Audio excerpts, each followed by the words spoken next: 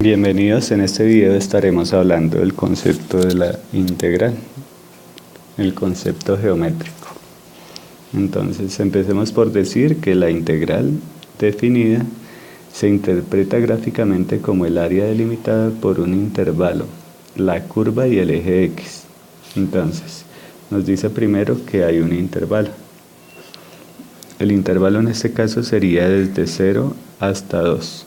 Podemos en forma general expresar que el 0 vendría siendo el valor A y el 2 vendría siendo el valor B. ¿Listo? Entonces el intervalo estaría desde A hasta B, con X mayores o iguales que 0 y menores o iguales que 2. Ahora nos dice que hay una curva. La curva en este caso se expresa como una función. La función es menos 2x al cuadrado más 4x. Sería entonces esta la representación gráfica que tenemos en este lado.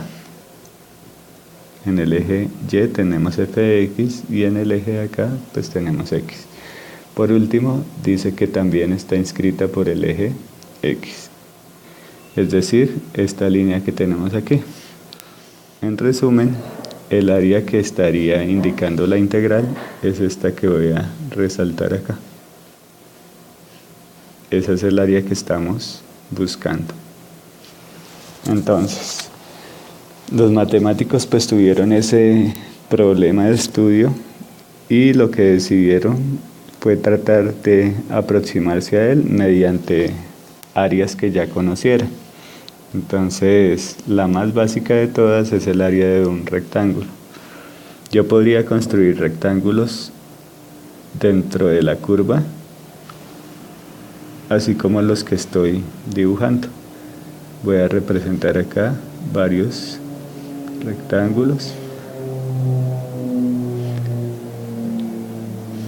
Aquí sigo entonces representando rectángulos.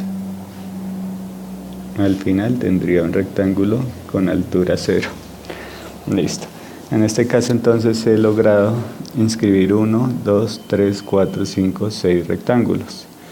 ¿De qué dependería que inscriba más o menos?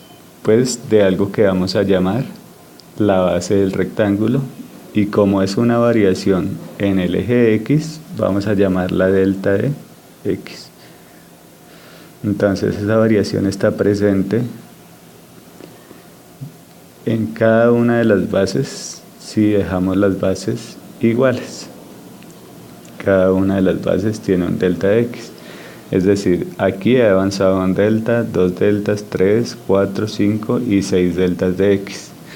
Ahora, si en términos generales empezamos en A, pues yo podría decir que aquí estaría en A más un delta de X. Aquí estaría en A más 2 veces delta de X. Luego en A más 3 veces delta de X. En A más 4 veces delta de X. A más 5 veces delta de X y A más 6 veces delta de X. Entonces yo podría ir haciendo un recorrido sobre la X, dando avances o pasos que midan deltas de X. Como veníamos diciendo, pues esto puede ser mayor que 6 o menor que 6 dependiendo el valor de la base. Ahora miremos por el lado superior. Ya sabemos que la base del rectángulo mide delta de X. ¿Cuánto medirían las alturas? Aquí tenemos entonces un punto en la función cuya coordenada en el eje Y pues sería un cálculo de la función evaluada en este parámetro, A más delta de X. En ese orden de ideas, pues yo tendría una coordenada total de A más delta de X, seguido de f de A más delta de X, donde esto sería la base del rectángulo, o la posición donde está, digamos, el punto final de la base, y esto sería la altura. Entonces, teniendo en cuenta esos dos parámetros, se podría definir una expresión matemática. La expresión matemática se compone de varias cosas. Lo primero es que la base siempre va a ser delta de x, pues para efectos de pronto de simplificar el cálculo. La altura pues va a ir determinada por una a más una y por delta de x, donde y ¿qué sería? Y sería entonces la cantidad de delta de x que he avanzado, y puede ir desde 1 hasta n, donde n sería el número de rectángulos que podría yo inscribir. En este caso, en el ejemplo, tengo 6 rectángulos y notamos que A siempre está presente en cada uno de los parámetros que tengo acá abajo, al igual que delta de x. Lo que varía es la y la y es el avance. Acá tengo 1, 2, 3, 4, 5 y 6, es decir que para este caso n sería 6.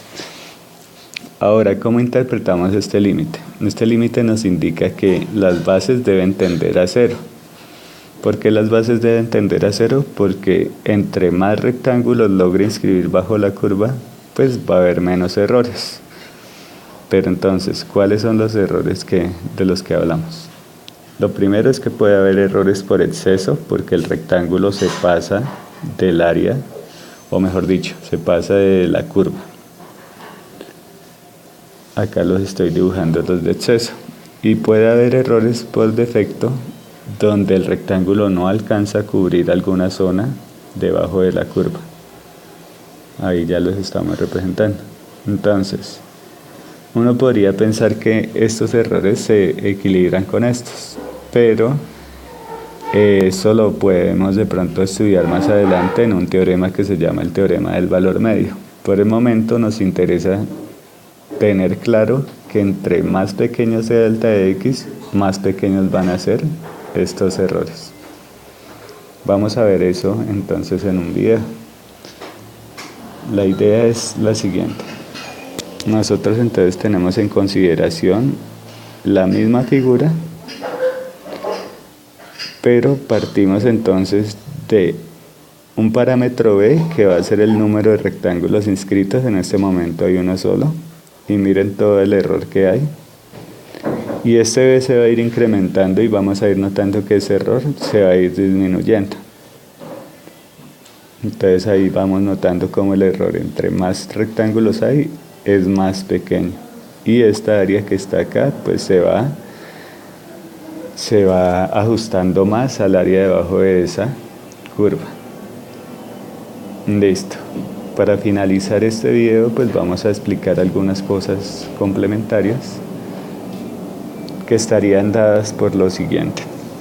Lo primero entonces es decir que si la base de los rectángulos es delta de x y disminuye, se incrementaría la cantidad de rectángulos n que podemos inscribir bajo la curva.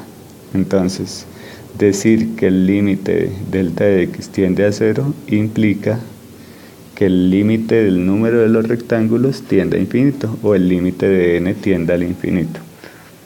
También, si la base de los rectángulos está, digamos, inscrita en un intervalo, puede ser calculada calculando la distancia entre el punto inicial y el punto final y dividiéndola entre el número de rectángulos que deseo inscribir. Es decir, que delta de x, que es b menos a, lo podría dividir entre el número de rectángulos para calcular mi delta. Para que entendamos esto, hagámoslo numérico. En el ejemplo anterior, b era 2 y a era 0. Y si yo decido meter 6 rectángulos en esa distancia, entonces tendría que mi delta de x debería medir 2/6.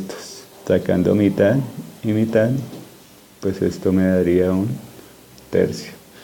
Es decir que cada rectángulo tendría de base 1/3. Básicamente eso es lo que quiere decir esta fórmula, aunque no se maneja en términos particulares como acá, sino en términos generales como está aquí. Entonces, la expresión de la integral que habíamos visto cambiaría a lo siguiente. Primero, el límite ahora va a manejarse en términos de n que tiende al infinito, con la i, que son los números de pasos que vamos a dar desde 1 hasta n.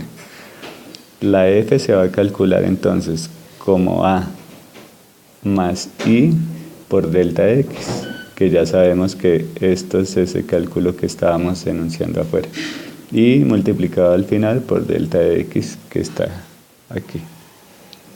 Eso entonces tendríamos con respecto a la definición geométrica de la integral. Gracias.